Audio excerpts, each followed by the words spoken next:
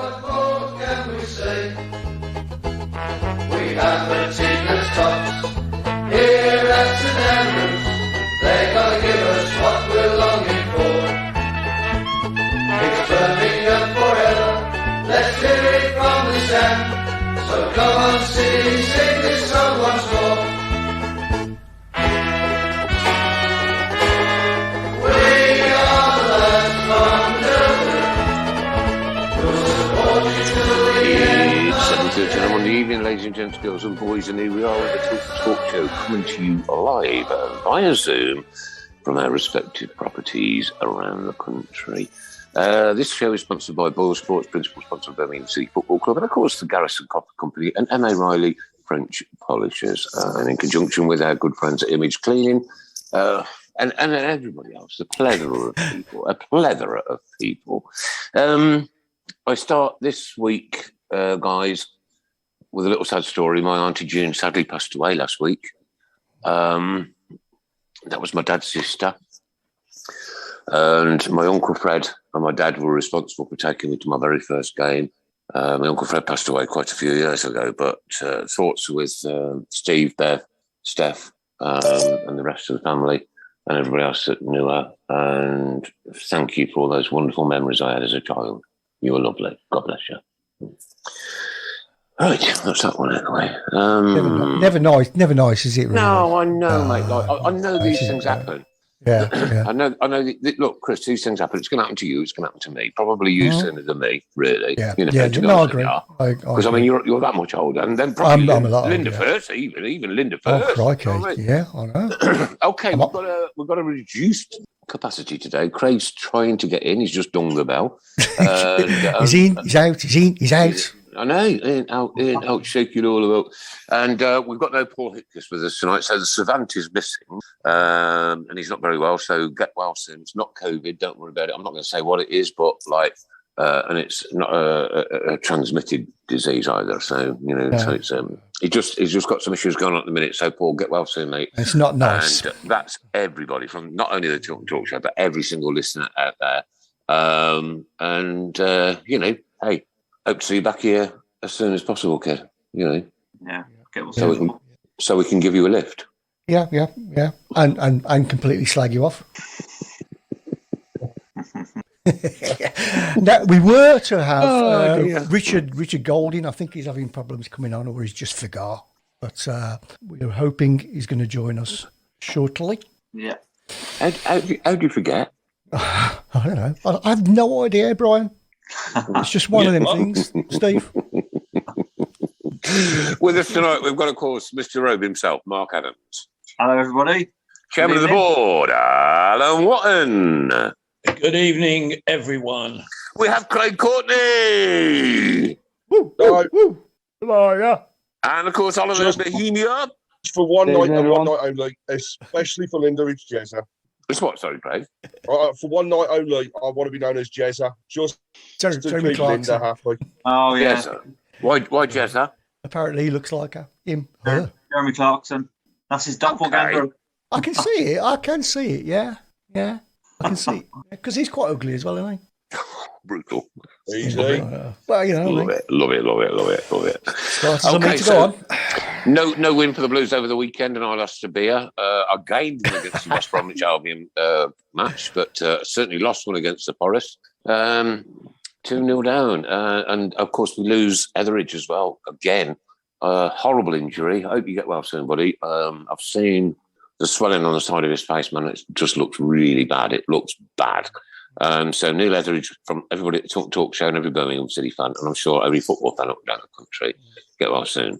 I think he's out now, isn't he? Out. He's out of hospital. He's back home, but it was a brutal blow, wasn't it? Yeah. It was brave. Because obviously, it was brave of him. And it's a challenge, to be fair. There's nothing wrong with the challenge. I think it was a foul. It didn't look like a foul, really. It wasn't a foul, no. He got the ball. He got the ball first. But, not a bit of a non-event game-wise, wasn't it? Okay, so, look, we're probably... I think we're safe, right? I don't think there's any chance of us going down now. And with that loss for Derby the weekend, that is disastrous for them. And they've got Fulham next. Yeah. Can't see them getting anything there. I can't. And I, you know, with the locals obviously around here, it's all doom and gloom. They, you know. Yeah. Sorry. Oh yeah, it is, isn't it? Where are Fulham in the league? Top of the league. Of course, yeah. Yeah. But can I just say that was a stunning result for Coventry yesterday. That's going to be a really tough game on Friday. Yeah. Good result for Tottenham as well. When we're going to play them. Yeah, I know. You're right on, yeah. Ray Helbro says the cream will make the itch go, Paul. I don't think it's a cream that he needs. Oh, no. And thanks everybody for your nice messages. Ed Sheeran at the Roost. Chris, what do you know about it? Oh, wasn't that great? I didn't see it until tonight, mate. Oh, right, yeah. No, it was. I don't know much about it. I just know that he was there. And at first I thought, it's one of those, looking like his. But no, apparently it was him. Mm. So I played it at the beginning of the show. I don't know if everybody saw it, but yeah, it was him. Yeah. In all his ginger glory. Gregory Beasley says, even from Paul's call, the whom of Elvis. I've never understood what that means, but we may be doing a little Elvis impersonation a little bit later, ladies and gentlemen. You never know. We may, or we may not. Who knows? Chairman of the board, did you go to the match on Saturday? No, I didn't. I got to be honest, I'm skint. I had my gas bill. You've got to buy a loaf of bread. And I can't afford to go to away matches anymore. Disappointing. The bits I saw, we played some good stuff without any real bite, cutting edge. 2 goals, very poor. I don't want to get on this Lee Bowyer out bandwagon. Oh, God. Give up. Yeah, I'm certainly not on that. But I do question the selection on Saturday. We were never going to score a goal with that team. No.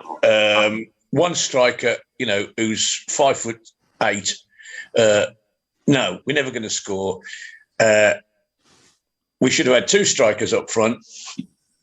Troy Deeney's been doing nothing for the last 6 weeks. Chomping at the bit to get on. They put him on in the 82nd minute. He should have been on from the start. Or if it's his first game back, say 60 minutes. So give him half an hour. Good half an hour. Yeah, at least. Yeah. As for the defence, we're just, we're back in that situation where we always look like we're going to concede a couple of goals. And if we don't score, it's another 2-0 defeat. How many of them we had? And I'm dreading the point where probably by Friday we could even be, because if Barnsley lose another game, that's us safe.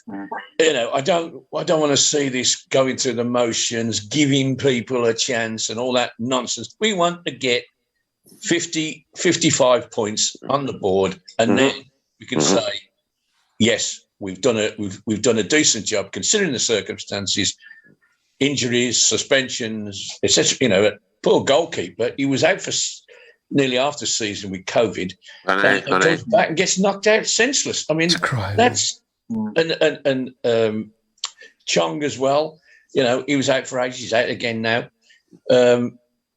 We were getting our side back, and it starts to fall apart again, and that's it's blues, so isn't it? frustrating. Yeah. So frustrating. Yeah. And we, it's easy. We should be better than that. And I think, given a fair crack of the whip, we would have been.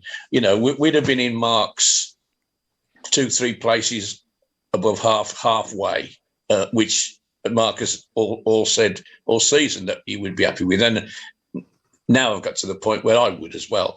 But no, I don't want the season to peter out. We've got a big match on Friday, Coventry City. Listen, how well have they done? Well, exactly. And Luton as well. Luton Town. Name a player in the Coventry side that you'd say we could do with him. We wouldn't mind him. Can you name one? No. Can you name one in the Luton side? Can you name one in the Huddersfield side? I don't know any of them. I promise you. Forest is the only one in that top six where I say, well, there's one or two decent lads in that team that we've got one of them, haven't we, on loan, but there's one or two good players in that side, and they've come strong. But the rest of the division, you're thinking, well, why are we below them? Let nobody. They've done that. But we've just lacked consistency because we can't put the same team out two weeks running.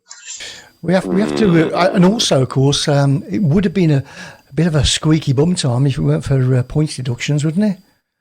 Yeah. You know what I mean? What would we be? Had to be 2 points clear. Yeah. Somebody said a few minutes ago that Derby could still be in for another points deduction because they didn't meet the deadline on something or other. But Scott Strange is saying Bowyer got it wrong again on Saturday with only bringing 2 strikers on when we went 2-0 down. Well, I went. Mr. Courtney, me and Craig went on Saturday, and as soon as that lineup came out, we were having a drink by the Trent, and I just heard a splash, and Craig had jumped in the Trent. Yeah, I can't. I don't blame him. It was like Mark. You have to have a wash sometimes, mate. Yeah. No, I think somebody went. Jezza.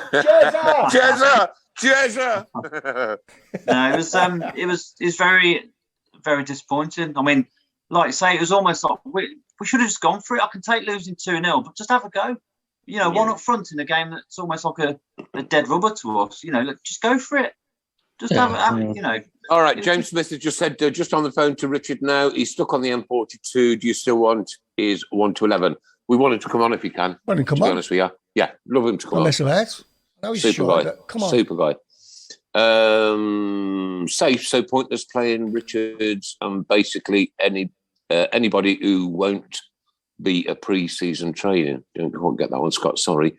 Alan, there's a lot of players I'd like from Luton and Coventry, from Harry. And big match Friday, it's my birthday. But unfortunately, Chris has just changed the video, so I can't tell you that was from. He only gets one job a week. Well, I'd like to hear these players from Luton particularly, because they've got a bloke playing. I'm watching it now, Amari Bell, who we got rid of 6 or 7 years ago, and he's in their first team now. So, I mean, I'm not saying there aren't 1 or 2 decent players in the Luton side. Of course, they've got Cameron Jerome. Do we want him back? He's nearly 36. No, you look. You know what? You can't. Yeah, maybe not.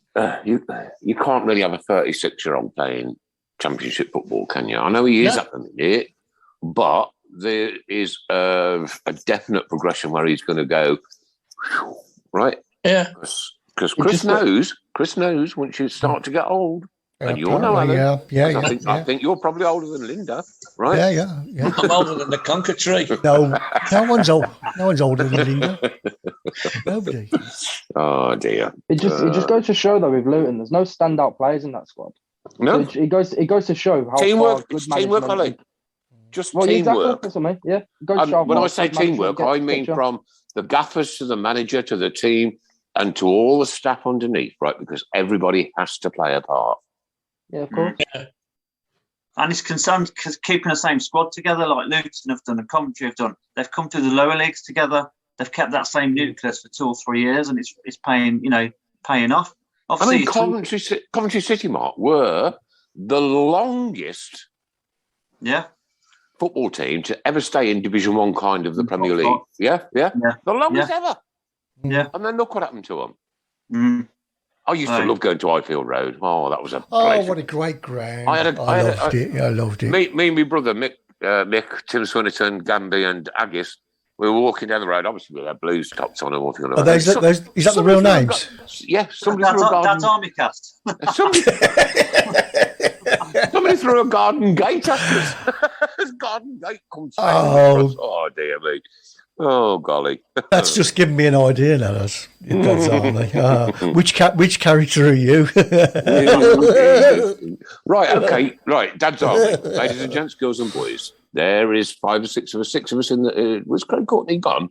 Or is he still there? No, he's gone. He's gone. I don't know where he's gone. Yeah. Which Dad's Army character are we? Which Dad's Army character are we? No, I don't want the Tilton Talk team to say a word. I want the people. You know what? There's a couple that are pretty obvious. Which Dad's Army character are we? Actually, there's 3 that's pretty obvious. But they don't like you. They don't like you up them, apparently. They don't. No, Paul McCarthy wants to know, do you think, Bo, you will get the backing next season? Backing from where? Backing from who? Who is the who? Yeah, where is the where? I don't know. Our management team is made up of 90% ex-Birmingham people, which is great. I've got a feel for the club, etc., etc. Now, I can't imagine that having put that team together, somebody is going to get rid of the manager, he's not even the team. I mean, technically, Craig Gardner is the man in charge, and Lee Bowyer is below him. You're not going to take him away. It just beyond any logic whatsoever. You know, we're all disappointed in the situation we find ourselves in, but there's been extenuating circumstances, as there is every year. Well, yeah, and we've had this ground nonsense as well, which is piled up on us, you know, and you where I sit, and when I watch it on the TV, you can't see any spectators. No. I know that's horrible. It's just. You know, I'd love to take my 2 granddaughters to Birmingham, but I wouldn't take them till the ground's fit. You know, I want to take them and say, this is what it's like. Alan, I'll be dead straight with you. It's part of the reason that I don't go as much as I used to. I haven't been since like early on in the season, mate. You know what? I mean, this is me. Like I am. Like it's tattooed on my arm. It's tattooed in my heart. It's around my neck. I've got a museum, and like I'm that lethargic about going and doing that hour and quarters drive. Oh, mate, I don't want to be like that. I want to be like I was back in the 70s, right? It was everything to me, every single Saturday, because we never used to play on Wednesdays and Tuesdays back then, right? It was Saturday, 3:00 in the afternoon, and I want to get back to that desire again. Yeah, I understand that. And Alan, I promise you. And I will tell Birmingham City this when we have that fans review, whenever it's going to be. During the war? That I have lost my desire to go to St Andrews. Yeah. And that is so sad. Yeah. Yeah. There was a time where, you know, well, still is for a lot of people, but there was a time where you couldn't be anywhere else. And Chris, it was my week. Right, I'd go on a Saturday, right, and then I'd talk about it on the Sunday, and then I'd go to work on the Monday, and I'd talk about it on the Monday, and the Tuesday, and the Wednesday, and then on the Thursday and the Friday, we'd start talking about the next game, and then you bang on that game, home and away. And then on the Saturday, you'd climb over the turnstiles. Yeah, and no, we didn't do that. We used to skunk the train fare sometimes. Oh yeah, no, I used to do that. And getting at half time for free. At Bawdsley Station, you know, the one on the bridge. Yeah. The 2 lads there, we used to buy them a whiskey in the pub. Oh, right, okay. Come on through, boys. We've all done it. The old Harvey Andrews song. There's one line in it, when the Blues are playing. I'll be there. I know. And that's Alan, I've got to get back to that stage, Alan, in life, because Birmingham City has been my life, and I mean my life. I have put Birmingham City before weddings, before holidays, before anything, before everything. Right. And I'm not there at the moment. I'm not at that, and I can't. I just can't feel that kind of. Oh, it's come wind, rain, sleet or snow. Family tradition says I have to go. You got it, Chris. Well done. It's in my blood, and I don't care if the blues are playing, I'll be there. That was the Elvis bit. That was the Elvis bit at the end. That's Lady Gaga. Where did you get that from, Mark? Can I just quickly say this? Wendy Mills is having her head shaved. She is. I've got the message. Yeah, I've got. You know the details. Okay, you put it forward then. I will do in a bit. Yeah. Okay, good stuff. Yeah. Just after the show finishes. All right. Yeah. Sure. Oh, Wendy, you're a lovely person. Don't worry. Yeah, she's fantastic. Amazing. You're another Auntie Linda, and of course a member of the Tenor Ladies. And not as old. Not as old. No, nowhere near as old. But if you don't know the Birmingham Tenor Ladies, right? The Tenor Ladies are a group of ladies, and they do an awful lot of things for other people, and it would be great to have them all on a show one night, Chris. Yeah, would be. Yeah. What, just me and everybody? Will we? We're not going to word in 10 women. 10 women versus 5 blokes. We've got no chance, mate. Okay, then here we go then. Alan, he's Captain Manwaring. I'm Pike. Pike. Mark is Jones. Yeah. Craig Wilson. Craig is Wilson. Yeah, that's a good one. Easy. I love Nick, it. And Nick, yep. You're Godfrey. I'm just wet myself. Thanks, Dad. Right, I honestly thought I was going to get Jones. Yeah, no. Yeah, I thought I'd be Pike. Oh, yeah. Mate, amazing. Brilliant. Oh, God. Paul Lipkiss, let's not forget Paul Lipkiss. We'll find one. Somebody take over because this is killing me off. No. We'll find one for him. Just going back to Lee Bowyer. We just can't keep changing managers every year, can we? No. We've got to give him at least another season, surely. Yeah, he's earned another year, hasn't he?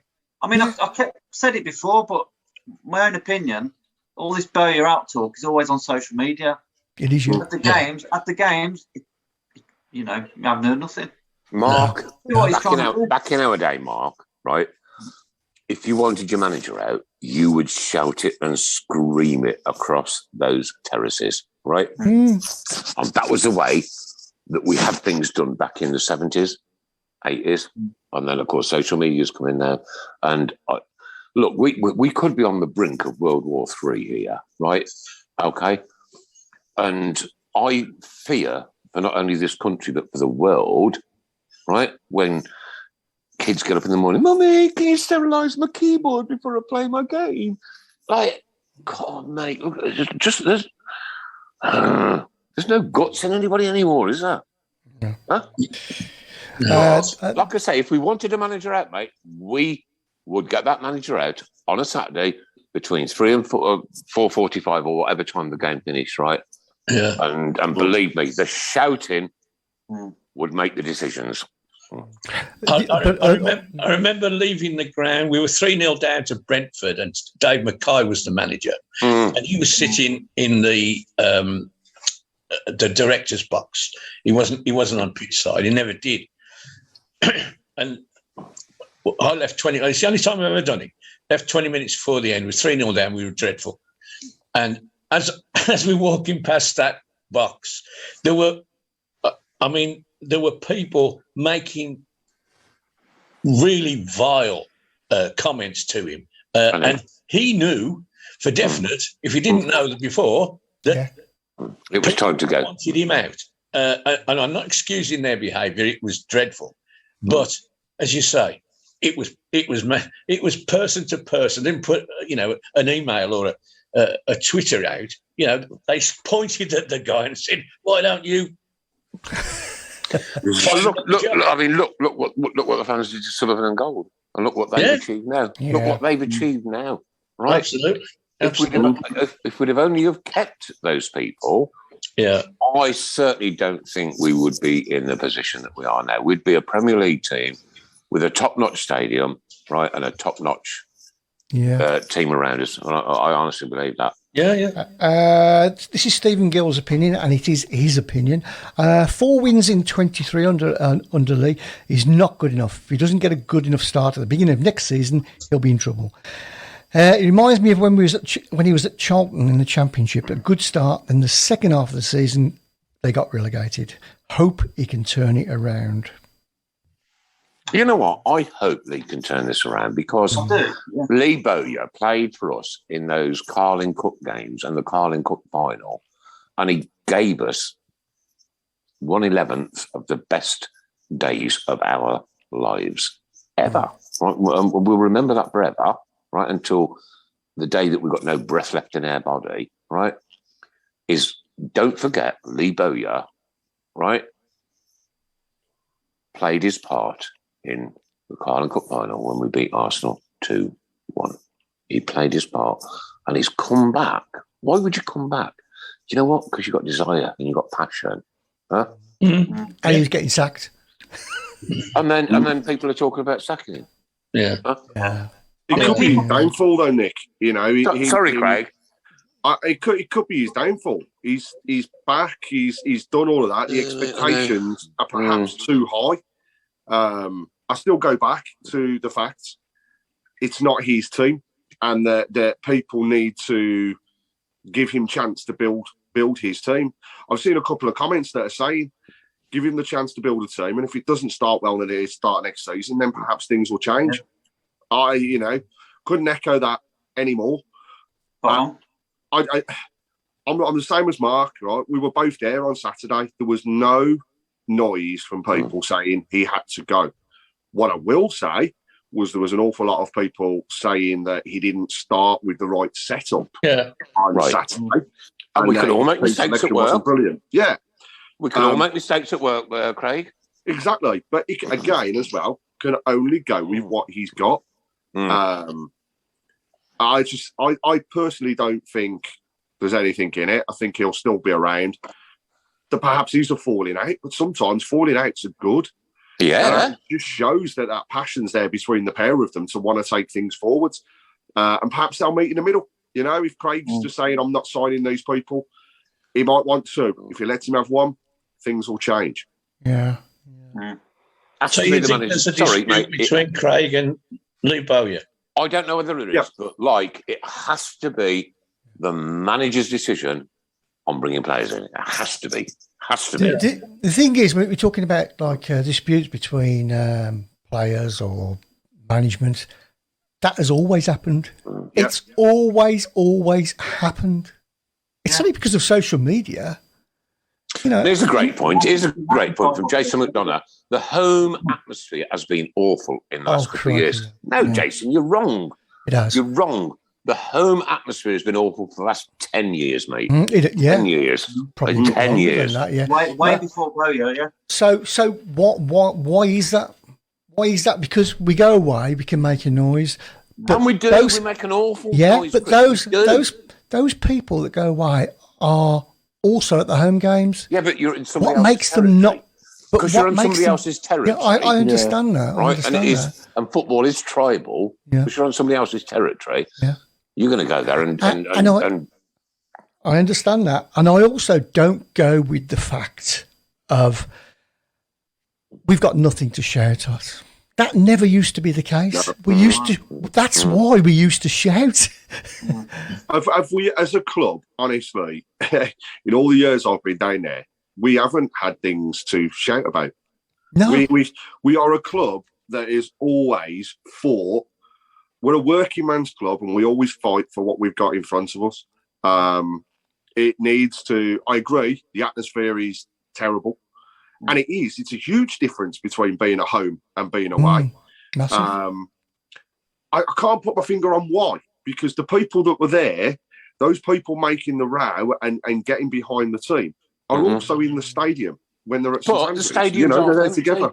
The stadium's half empty. That's part of the problem, Craig. Surely, right? Sure. Let's go back, Chris. Let's go back, Alan. Right? Okay. Let's go back to the 70s.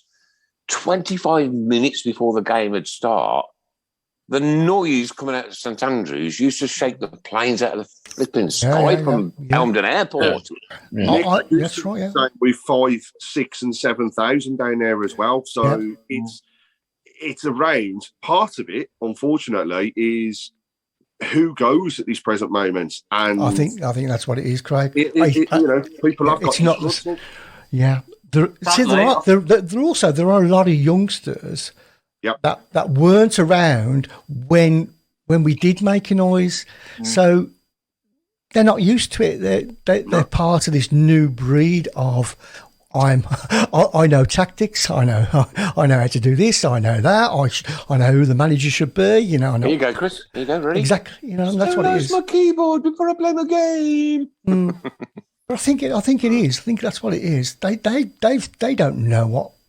They don't do paper rounds to earn enough money to go to a game on a Saturday. They don't do 2 paper rounds a day. No, you finished yours on Friday, didn't you? I did. That was my last one. Sadly, as well, though, I think going back to the older generation, I do think a lot of people have come to the end of the road with Blues. A lot of the sorry, Mark. Can you call us the more senior supporters rather than the older generation? I don't think he was talking to you. Unless we're talking about Auntie Linda, at which point they're very old supporters. Yeah. No, I think there's a wide section of people who have washed their hands of Blues, so that's it. I'll look at the odd score from the armchair or whatever, and I'm not going to go. Mark, I was amazed when I was young, right? Walking up, there were no seats, walking up either the Cop or the Tilton, on the end of the game, I've been coming here 50 years and I've never seen such... Do you know what? I've been going there 50 years now. Yeah. And I have never, even when we were in Division 2, right, and 3, I have never, ever witnessed a crowd like this. No. I think you're right. No, it's never been. You know what? In the early 90s, there'd be 5,000 of us there, and I thought that was a big crowd. Yeah, but I'll tell you what, we made some noise. We made noise, mate. I promise you. We made noise. Do you think because it was standing as well? I mean, that makes it did make a lot. Difference, It Chris, did because you're more close, aren't you? More huddled. You know, you're more cuddly. Standing with my 5-year-old son on my shoulders and my hair on in my hand. Huh? That's right. Yeah. Every time there's a quarter. Yeah. Somebody peeing up your back. You know what I mean? Yeah. Happy days. That's it. Fag ash in your hair. It was probably you peeing up everybody's back. Yeah. Yeah, but I think that's got to have a lot to do with it. Standing, I think it has. Don't you think though the average person could afford it? I mean, I'm lucky. I've had 23 years in a row, and you know, but I'm lucky I can just about afford it. My dad went mad, Mark, when it went up to 50 pence to get in. 50 pence to get in the Blues. Huh? Yeah. I'm not paying that to come here. 50 pence. I think what it is as well, in those days, I can't ever remember thinking, I can't go down this week. I can't afford it. You know what I mean? I just can't remember that at all. I never used to think about money because it was so little. I would have sold my mother to go to a game, I promise you. Yeah. Anything. You went down. You found, you know, it wasn't a lot of money. It wasn't a big expense, but now, like, it's a couple of £100 if you're taking a family out. Yeah, it's ridiculous. And ridiculous. The rest, probably. And, of course, £1,000 for your fuel. Yeah. Exactly. I mean, like I said, I'd love to go to every single away game. I'm going to go to all the home games, but I'd love to go to every single away game. But, you know, with bills and a house and family, you just can't afford it. Fair play to people who do, but I'll be honest, I can't afford it every away game. Mark, what's that behind you? Hey, what's behind me? Yeah, what's behind you? Behind you. To do it. It's coming on. Blind. Oh, a blind. I thought it was a TV. I was going to say sell it. Sell it and get your away tickets, mate. Sell your property, sell your family, sell everything. Nick, ask me what's behind me. What's behind you, Chris? Dun, dun, dun. I'll show you. He's going to show us.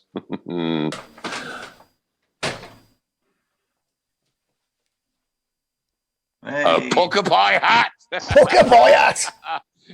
Right, ask me what I've got at work tomorrow.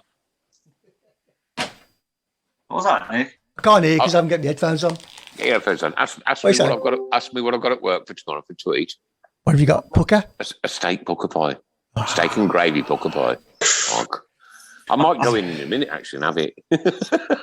What's up to Craig? Is he in? He's out. He's in. Also, this week, ladies and gentlemen, smelt that one. a lady at work, Sue, it's probably 72, 73, something like that, right? And she writes all the reminders out for the MOTs that go out on postcards. And she was actually at, I think I've told the story on here, the 1966 World Cup final. Okay, so she was at Wembley Stadium for the 1966 World Cup final, but she worked for the dog track, all right, and they had to do some work for the dog track, and had got a free ticket to go to the World Cup final. I went home, she said. The World Cup final. I spoke to her last Monday, and by Tuesday morning, ladies and gents, she had died. Boom, like that. A lovely, lovely lady. Always had a laugh. Proper Cockney white bird, you know what I mean? So, Sue, thanks for everything you've done for me over the last 12 months, 18 months, and the laughs that we've had together, just incredible. And, like, you've got to live every day, haven't you? You've got to live every single day like it's your last one on earth. You know what? One day you will be right. Right then, Nick. I'm going to play this snippet Lee from Bowyer's, Lee Bowyer's after match interview. Here we go. Well, we have to start with that injury to Neil Etheridge. It was a quite a high-speed collision with Jed Spence. Is there any early update on his condition? He came off with a concussion. He was out cold the whole time that he was getting treated on the pitch. Obviously now he's gone to hospital and he'll be getting checked over, so we're just waiting for hopefully some good news. You want your keepers to be on the front foot and sweep those things up, and he's came to deal with a ball that you'd expect him to come out and contest. Yeah, I thought his starting position was excellent and he got to the ball first. It's a tricky one because Spence is so fast. Neil probably thought he was comfortable at one stage and then realised, okay, now this lad's on top of me, but it was an unfortunate collision. Two honest players going for the ball and their momentum's just made them collide. So, but the most important thing, hopefully Neil is okay. In terms of the game itself, it ended in defeat, but what did you make of it? So frustrating because for large parts of the game I felt we was the better side. Everything that we'd worked on through the week, how we can get in and around their penalty area, it worked, and we got there a lot. Taking the goal away in the first half, I thought we was the better side. And second half there was nothing in it. I think it was probably more even second half, but then they get the goal from the set piece, and that makes it really difficult. So, but again, I can't fault the players. I think effort-wise they gave everything, but we just lacked that quality in the final third, and that was the difference of the two teams. Yeah, going up against an informed, confident Forest side in their backyard, you said it'd be a good gauge just to see how we compare. We want to get to that sort of situation. What did you learn today? They're more clinical. They make the right decisions more than what we do, and that's what it is. It's nothing difficult. They make the right decision, the right weight of pass, the cross when it's right time to cross, pass when it's the right time to pass. All these decisions are split-second ones, but they made the right one more than what we did, and with more quality. And that was what we need to improve on. And I think we've improved as a team again. I thought we moved the ball well and caused them problems, but we didn't ask enough questions of their goalkeeper. Yeah, you'll always pick the bones out of goals that you concede, but to go behind so early in the game is a big frustration. It gives you a lot to do away from home. Yeah. Obviously, guards getting caught in the middle of the park, too many touches. But you have to say, good finish from their lad. But that's them. They've got pace on the break and they punish her, and they've been doing it ever since the manager's gone in there. And then the second one, it's the fella on the back of the head from a yard or two out. That shouldn't happen. That's a bad goal. So both goals we should have done better, and in the final third we should have done better. So frustrating because there was a lot of good things, but it just shows that we still got a fair way to go to improve to getting in around them top 6 teams. If we can dwell on a couple of the positives, as you say, Taylor Richards, Juninho Bacuna getting in good areas, and in flashes and spells this afternoon they showed they can cause a problem or two for the opposition. Yeah, and again, it's things that we was working on in the week to try and get them on the ball and to cause problems, but we've come away without scoring a goal. So it's okay having that little bits of quality here and there, but there has to be end product, and not just them two, but that's what we have to work on as a group. So, but I thought they both done well today. Yeah, a change of tact in that second half, just to throw the big lads up in Troy Deeney and Lucas Jukovic, Jordan Graham supplying from the right hand side, and they gave you a little something, didn't they? Yeah. Obviously, it was a case of we need a goal now and try something a little bit different. Put the two big fellas on and put balls in the box and ask some questions that way, and we did, but. Yeah, we huffed and puffed at the end, but just didn't have that little bit of quality. Well, there you go. Well, he had quite a lot to say there, didn't he? He looks frustrated. Yeah. And I understand that, right? I understand that. Of course I do. Let me just turn my volume down on me. Scooby-Doo, there we go.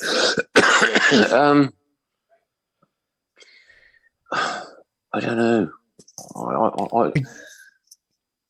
He said we just seem to be getting more of interviews where he's dejected. I know we do win now and again, but it seems to be when he's down, isn't he? Well, right, okay, right. When Blues lose, right, and I've got my passion, Chris. I won't speak to anybody over the weekend if we lose on a Saturday. Yeah, I won't speak to anybody. Yeah, nobody. I think it's almost a good thing I think it's almost a good thing that he looks so dejected in the interviews, because it shows that he cares. It shows it shows it. Oliver, I don't think he was dejected. I think it's more frustrated. Yeah, and look, Lee Bowyer is a winner, no matter what you say. Right, he's a battler and a winner. And like you say, said earlier, it's not his team, and I think he needs to have this close season. A long, hard, good look at what's going on. I don't know. Will we keep those great loanees that we've got? I don't know. I don't think so. Probably not. But then we've got to look at other options, haven't we? Just in terms of the atmosphere as well.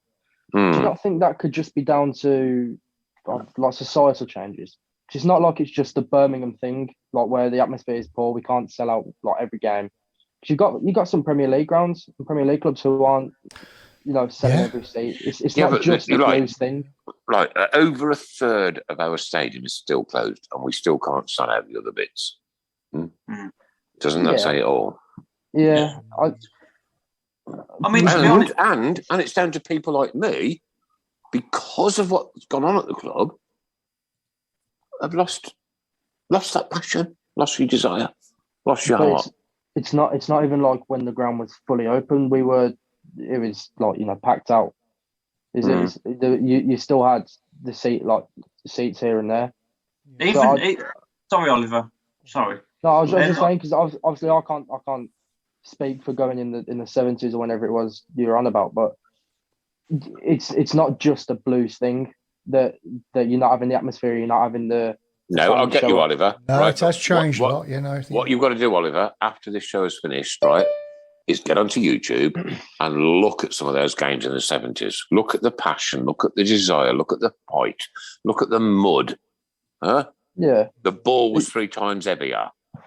Yeah. I think like the authorities of football have changed football that much. It's almost become American. Huh? Yeah. Without the weather.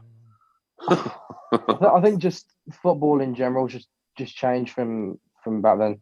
It might be a tough one to admit, but I think that's just the way it's gone, to be honest. Yeah. Mark, you wanted to come in there, Mark, didn't you? Mark? Yeah, I was just going to say that was a really good point by Oliver about the atmosphere in general, because, well, again, Forest the other day, it wasn't loud, it wasn't raucous, considering where they're flying up the league. I thought it was quite poor, to be honest. And I know in a few days before, some of the lads at work, the Coventry lads, went when they played them, and they said the same thing. The atmosphere is shocking for a side who are flying up the league. It just wasn't particularly good. And I think it is a football thing in general. Yeah. Like I say, Nick said about the old videos. You look at the old, the year we went up in the playoffs, the home games leading up to the playoffs. Yeah. And even when we played, them lot up the road a couple of years ago, you could get a ticket the day before the game. Yeah, crazy. And it wasn't full then either, was it? I've never, Mark, ever known St Andrews not to be absolutely to the rafters when we were playing the Scumbags. Yeah.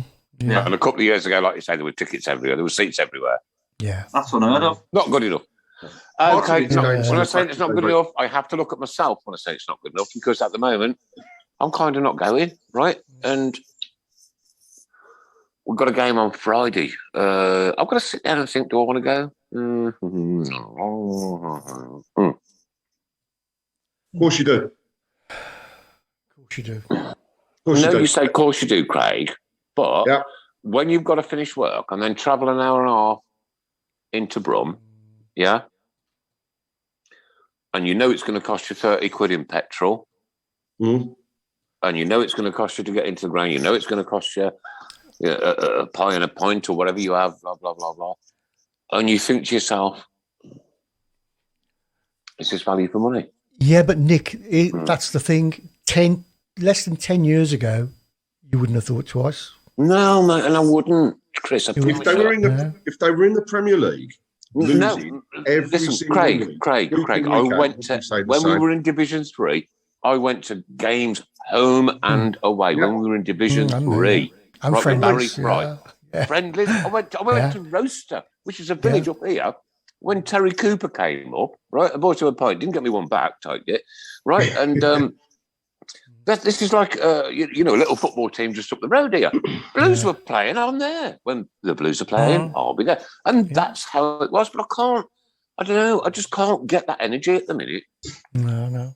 And if you couldn't go in them days, you'd go and watch the reserves.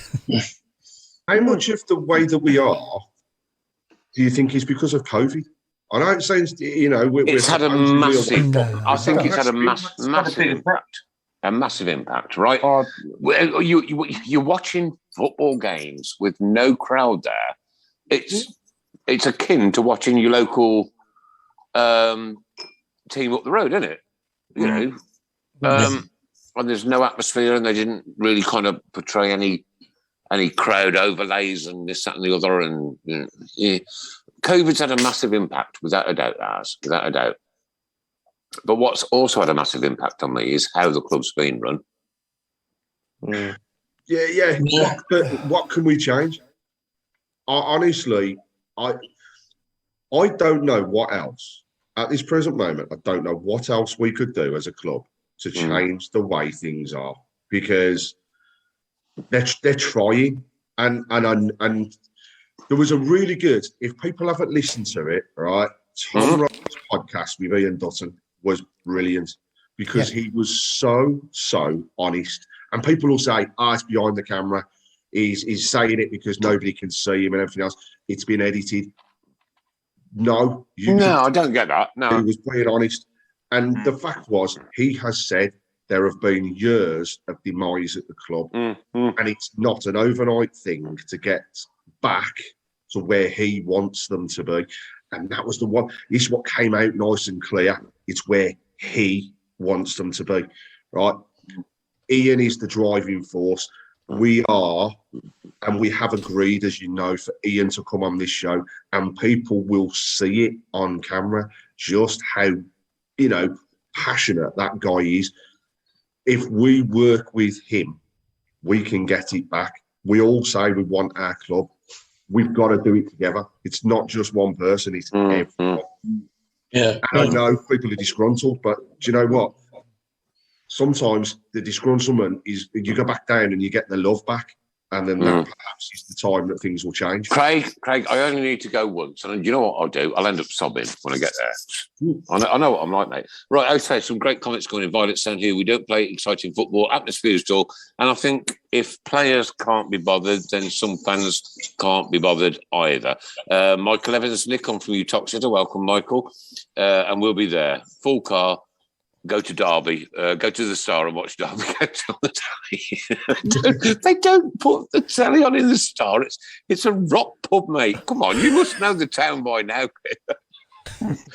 Some more comments come in, but I can't see it at the minute, and I'll come back to them very shortly. Well, guess who's on YouTube, Nicholas? Who's on YouTube? Our old friend, Kevin Kelly. Kev Kelly! Hey! Blimey. Welcome to He the says, show, hello, Kev. Chris. Hope you and all the guys are well.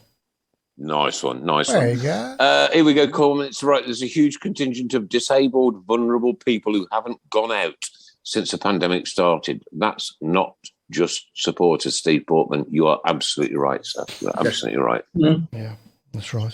I know at the start of this season, when I'd been 18 months, nearly 2 years since I'd been to a proper football match. And I had,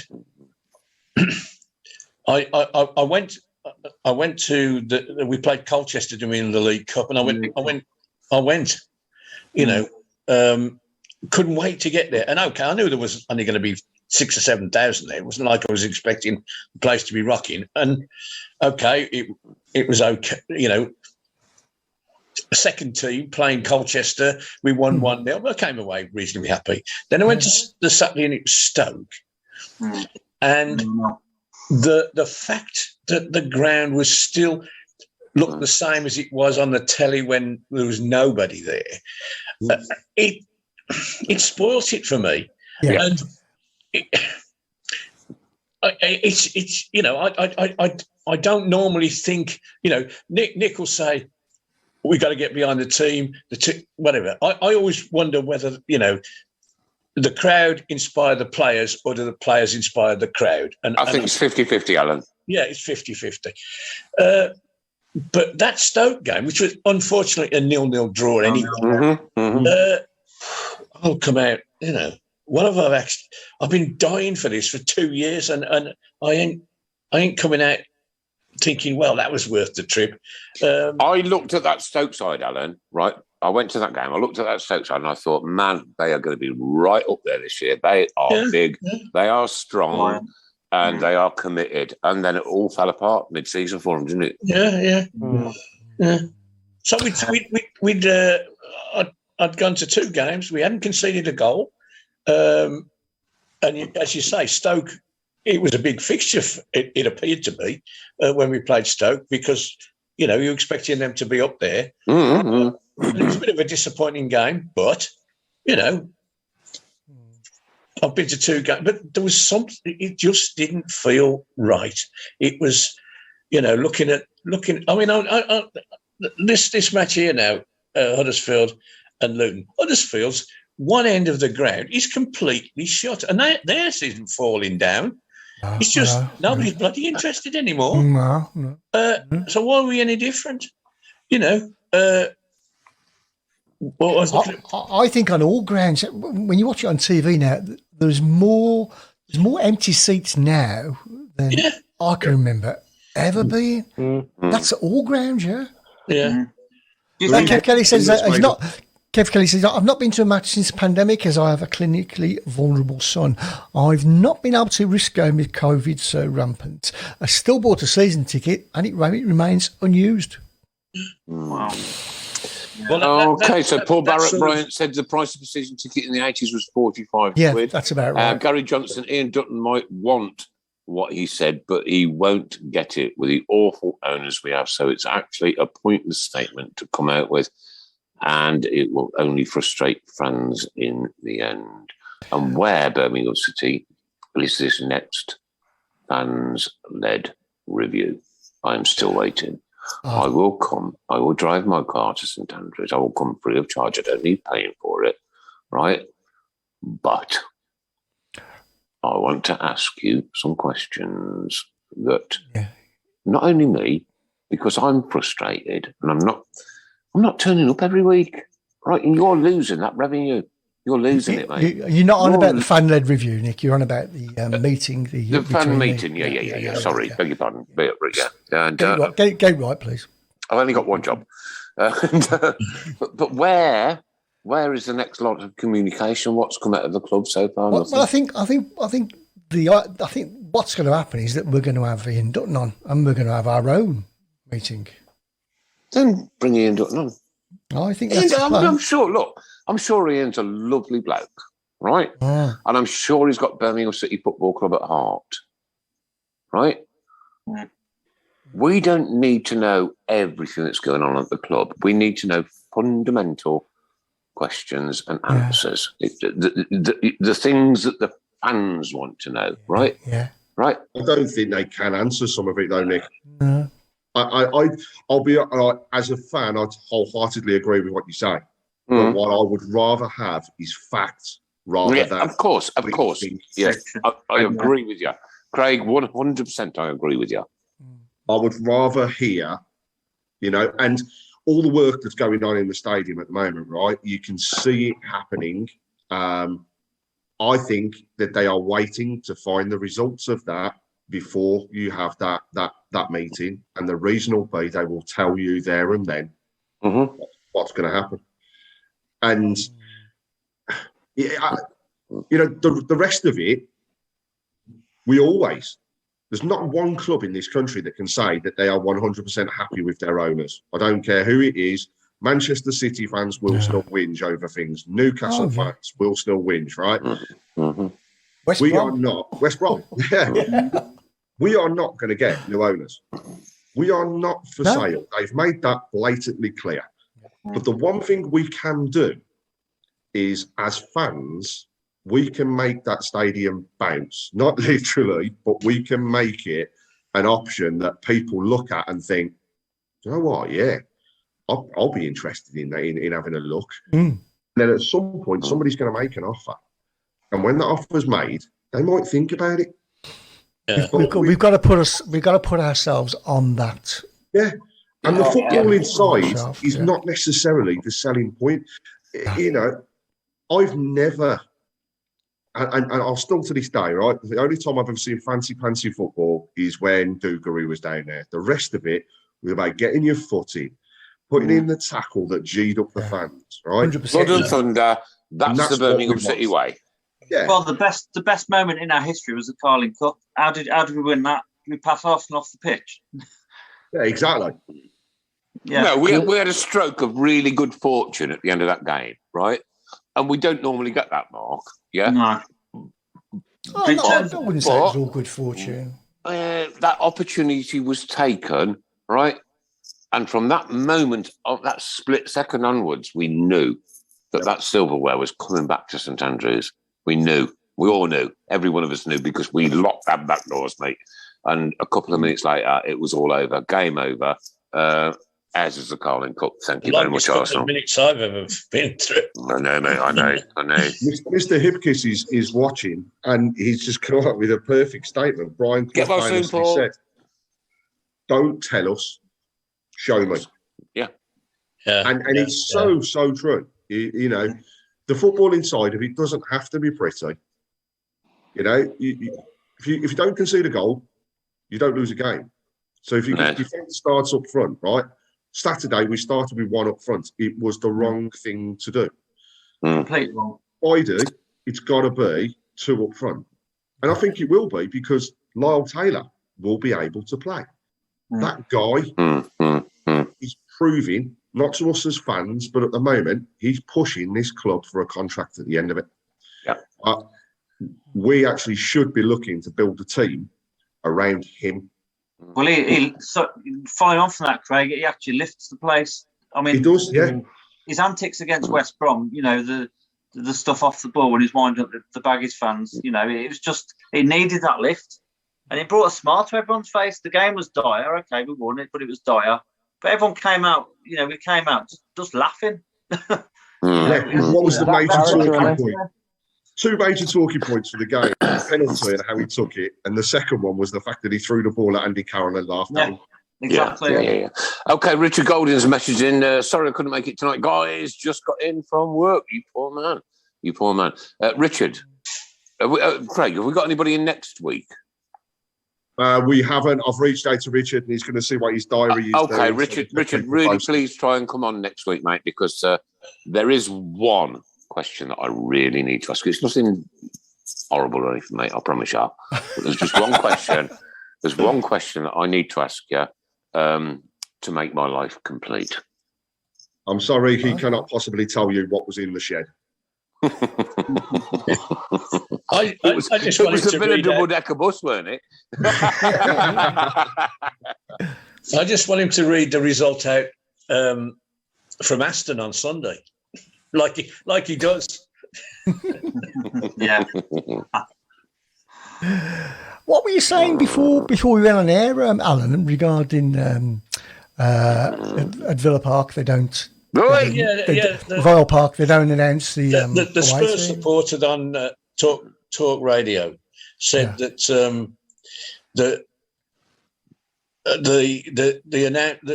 home announcers did not read out the Tottenham team. They only gave you the home team. They don't anywhere now. I think we didn't last season. No, we didn't. We did not. Absolutely, we did not. So maybe we should. But we do now. We have done the last few games. Certain of that. They certainly read the Albion team out,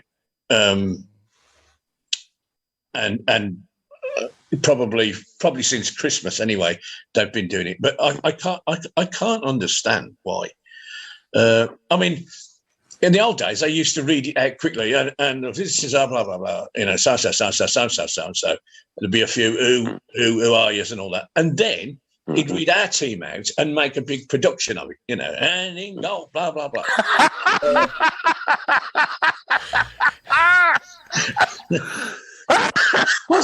Tickle his fancy. What comment was that? What was that? Wasn't that funny? I've just seen the photo of Craig Courtney. Sorry. Oh, you okay? Brilliant. Yeah. I didn't. Absolutely brilliant. Comedic career had returned then. Sorry for that, Alan. That really got me. You were never that funny, Alan. I'm looking out for this now. Hot off the press, I can confirm that we will be joined by Richard next week. And excellent, Richard. Well done, mate. Thank you. It's only took 10 years. Have you made the announcement on the day yet? Pardon? Have you made the announcements on the day yet? What day? Next week. What about what? About the show. Oh right, it's okay. Monday next week. Oh, of course, yeah. We're not going to do Monday. Yeah, so we're going to hopefully do Wednesday. Yeah, midweek. Richard, are you okay for Wednesday? Richard, please get in touch. Thank you very much, my friend. He has confirmed that to me. I've just listened to his message. What, the Wednesday is okay? Yep. Superb. Excellent. Cannot wait to get Richard Golding on the show. Richard's been there for donkey's years. He's probably older than Linda. Yeah. And he's the guy that introduces our team, right? Well, I've got to get my passion back. Yeah. Get you what? My passion back, Chris. I've got to get my passion back. Something? Okay. To be honest, Nick, Nick, you get little blue tablets for that. Where from, Mark? How do you know, Mark? How do you know, Mark? What were we talking about? Sorry.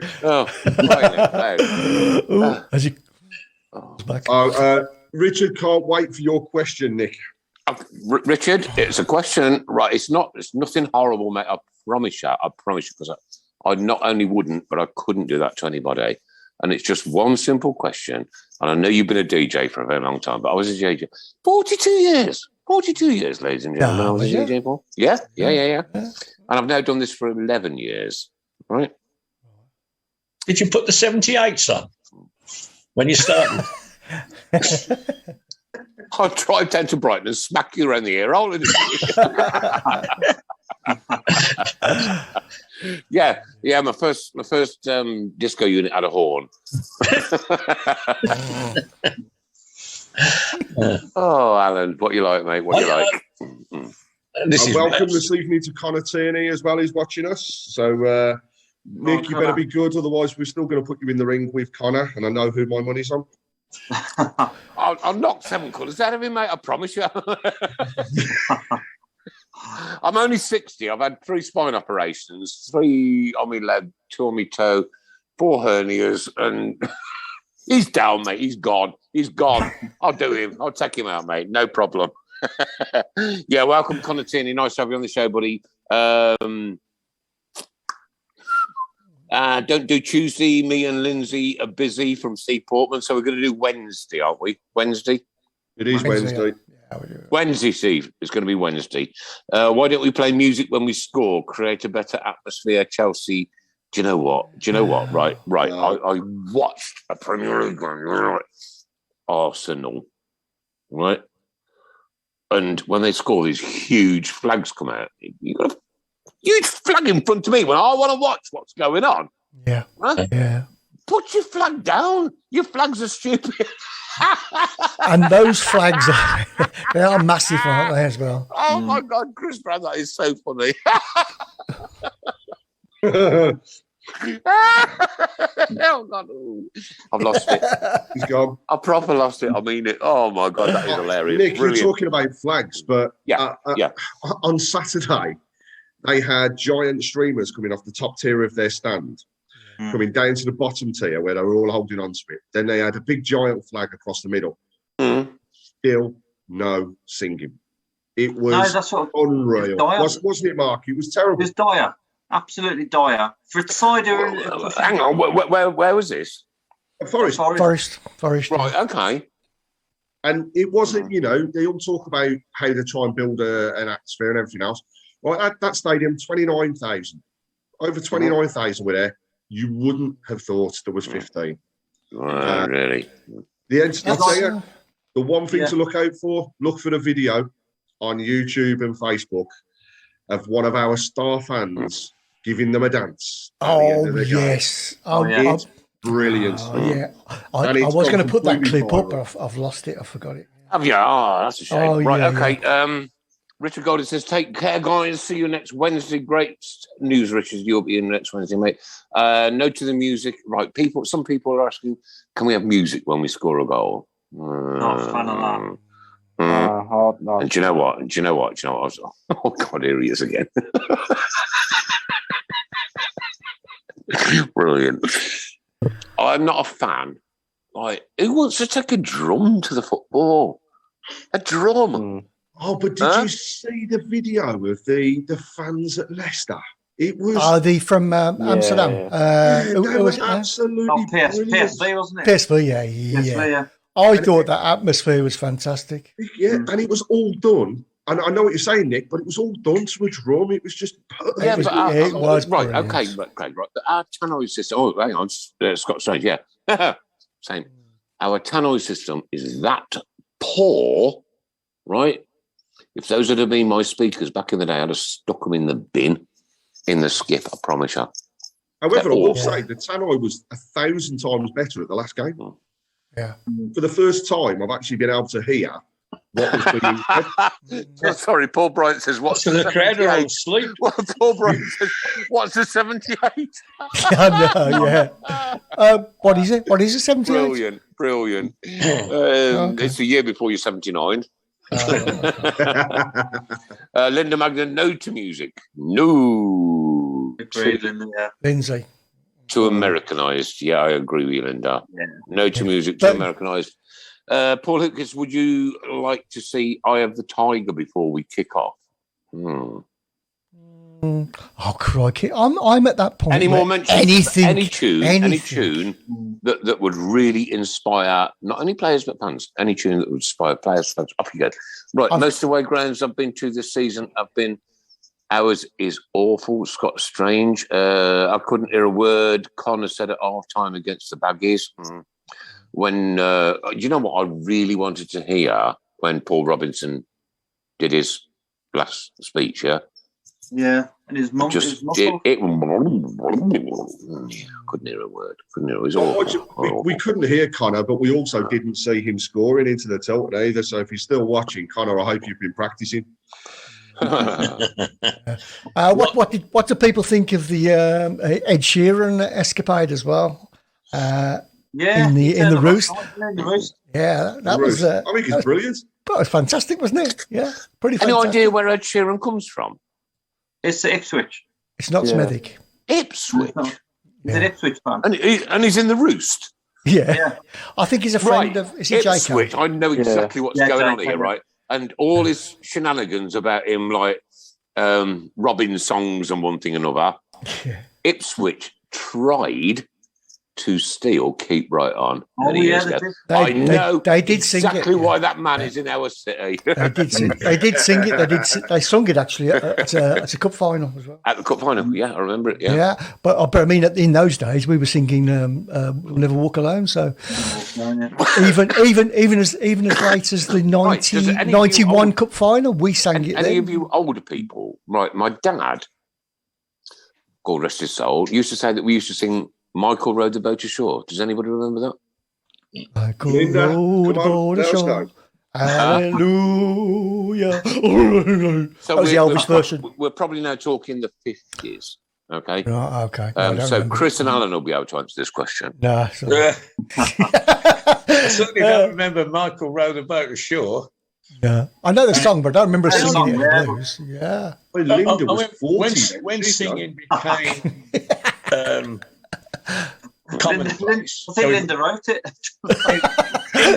She was in the video.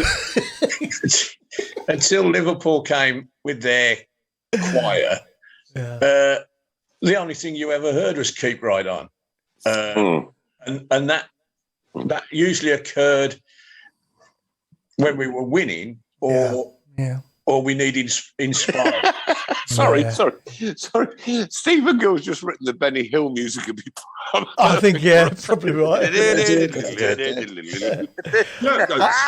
I've got to admit, that would really get the fans going, though. Anything, silly, anything. I just going back to that. I have to when I replay that 91 cup final. I have to forward fast it when it comes to that. When we're singing "Never Walk Alone." It's horrible. But I saw the Newcastle game as well with the flags. That was pretty impressive, special, wasn't it? Yeah, they gave everybody flags. They weren't all the same flags; they were different flags. No, Derby did it when we went to Derby. Do you remember, Chris? Yes, right. Yeah, that was good. And then that's when I had my photograph taken with my head against the wall when I was a little bit. Yeah. When you were unusually drunk. Yeah. Yeah, unusually drunk, weren't you? Yeah. That's right. Yeah. Okay. Question for everyone here. What if you were told you could choose one song to play on Friday before the teams came out? What would you choose? And while they're having a think on that, I'll just quickly play the Ed Sheeran one because I think it's quite fun. Mute us if you would.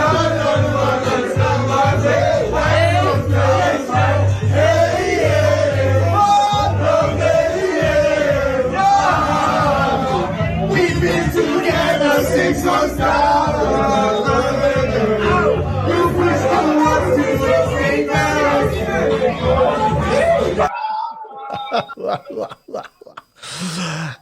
And you know what? That was quite fun. Oh, somebody's playing. One of you still playing it, aren't you? Sorry, me. Yeah, the Derby atmosphere was unreal, says Scott Strange. Yeah, it was. Yeah, it was great. But their owners created that atmosphere with all those flags. Yeah. Why can't we have flags? We want flags. What do we have at a Villa game? Clappers crying out loud, and 15,000 of them ended up on the pitch. Oh no, let's not talk about that. Honey. Lindsay Marie says, "Don't worry, be happy." Village People YMCA from Stephen Gill. I think the Birdie song would go down well. Oh my God! That is one song. Oh, shut up! Oh, sorry. I like that I mean it. I mean it. I'll be over in Solihull. And I will kill them ducks on your front garden. I think for me personally, for the song, I think any song other than Mr. Blue Sky is not really going to do it, to be honest. Well, I think we've done it, haven't we, Mr. Do you know Blue what? Sky? Do you know what? I do like it. No, Chris, right. That moment, mate, it's hairs on arms going up, isn't it? Oh, crikey, we're into the last 15 minutes. Last 15 minutes, ladies and gentlemen, because it's Easter this week, Easter. You all eat chocolate, you all eat sweets, so it's anything to do with any confectionery whatsoever and football, any confectionery whatsoever and football. He's put me back on again. I love it. I think it's brilliant. I'll say it before anybody else does then, so hotter chocolate's got to be in there. Get it out of the way. Oh, no. Get it out of the way. That was mine. Get it out of the way there. That was mine, that was. Brilliant. Violet wants Nessa Dorma. Violet Stone wants Nessa Dorma. Yeah, I think that's a good one. That'd be a good one. Don't you think if we could have a band playing perhaps Mr. Blue Sky, or even any band? Do you know what I like, Craig? The military marching bands. Yes. Yeah. Oh, crikey! Come on, no, it's not 1936. It might not. It might not be, but in our Rosen, isn't it? Yeah. If you're born in 1936. Yeah, you're probably on your own now. We've got Dwight Yorkie just come in. Dwight Yorkie. They're off. Oh, yes. Toffee crisp off. Doggery. That's really good. Toffee crisp off. Oh, I'm watching myself again. Oh, mate, please. Mark Overmars. We've got Noel Flake. God! Can we say this? Nicky Chocolate Butt. Ons. What's all that about? Buttons, chocolate buttons. I didn't see the last bit.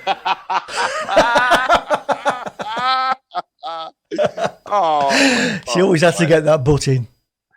Oh my God! I can't see. It's gone again. Gone. The writing's gone. I got it back. Andrea Botticelli. Nessun Dorma was amazing at the Euros, was stunning and gave me goosebumps. Yeah. Anything to do with confectionery? We've had Mark over Mars. Yeah. Very good. Mike Hill with his Love Hearts. Mm-hmm. Can you do a what?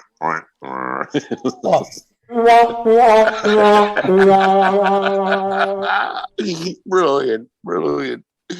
Oh God. Love Hearts.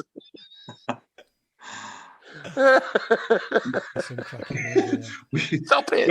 John Terry's Chocolate Orange. Well done. We did that one. That's Stephen Gill. Oh. We've also got David Boost of Coventry. David Boost. Oh. Revels Morrison. Revels Morrison. I'm dying here. Oh, you've really done me tonight. Kenny Kelly wants to know what's happened to Paul Hipkiss. Paul's not very well. We're not going to discuss why he's not very well because it's not our business. So he'll tell you if he wants to tell you. And we really, really, really wish him well and want him back as soon as possible. Not Bounty. Not Bounty. Never. Oh, God. LA Galaxy. Well done. Cameron, sorry. Camilla and Toblerone is my winner at the minute. Camilla and Toblerone. And it's Pete Taylor again. Oh, brilliant. Oh, God, you guys make me laugh so much. Oh, Knott's Bounty, that's good as well, Cameron. Camera Jerome, we've got Dilly Adirolo. Dilly Adirolo. Oh, God. I'm crying. I'm actually crying, I promise you. Dilly Adirolo. Oh, quality, absolute quality. You're brilliant. You guys are absolutely brilliant. Was there not a biscuit called United? Yes. Yeah, there was. Yeah. I thought, because I'm getting a bit old now after this. Yeah, I can tell. United, yeah.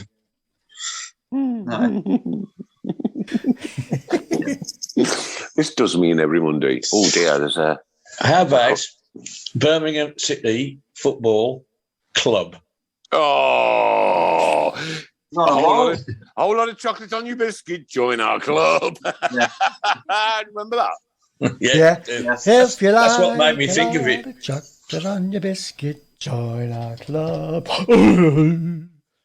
That's the Elvis version.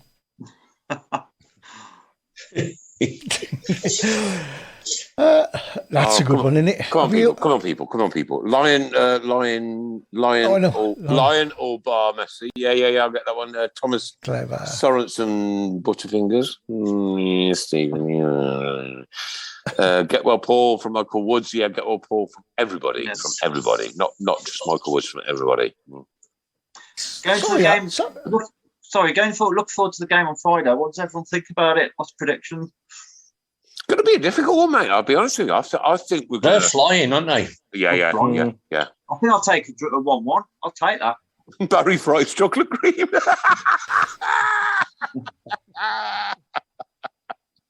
Barry Fry's chocolate cream. Alan Waters. Oh, Chris Brown, you're killing me. Please stop it, mate. Please. Oh, God. I'm going to have to put you on mute. You're making me wet myself.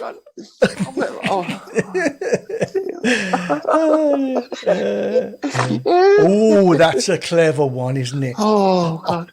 Alt End Whisper. Yeah, clever. Well we've got done, Fredo John. Lundberg. We've got Derby Bounty. Derby Bouncy. Solomon Bonbon. Tilton Talk Timeout. Yeah, we've done the We've done the Dwight York one. Oh dear me, my belly's hurting. Really is hurting. Dwight York. Yeah, we've had that one. Every game that we've played Coventry since before they came up, when they were sharing the ground, it's been a draw, hasn't it? It's been a draw, yeah, every time. And a few 0-0s in that. Like, yeah, I think it'll be the same on. I think we 1-1 on Friday. You know what, Alan? Right? Okay. The first time we played Coventry at St Andrews, I think they were home, weren't they? Yes. The atmosphere 20 minutes before that game was amazing. Yeah, it was like the olden days. I came out of bar 8, right, and I'm thinking, wow, cannot wait to get in there. Look at me. Yeah. I'll tell you what, this has been so funny tonight. Oh my god. Oh, Chris, you've broken me as a person. Black Jack Butland. Oh, I like that one. Yeah, and that's how it used to be. But that's right. As fans, what can we do then to get that back? Yeah, what can we do? Because St Andrews was a cauldron of fire and fury, right? And nobody used to like coming there. Nobody. Yeah. Now it's prawn sandwiches and the seat's too hard. I haven't got a cushion on my seat. Yeah, the seat's too hard. Not padded. Yeah, I don't like the mayonnaise. No, we've got street food. Yeah.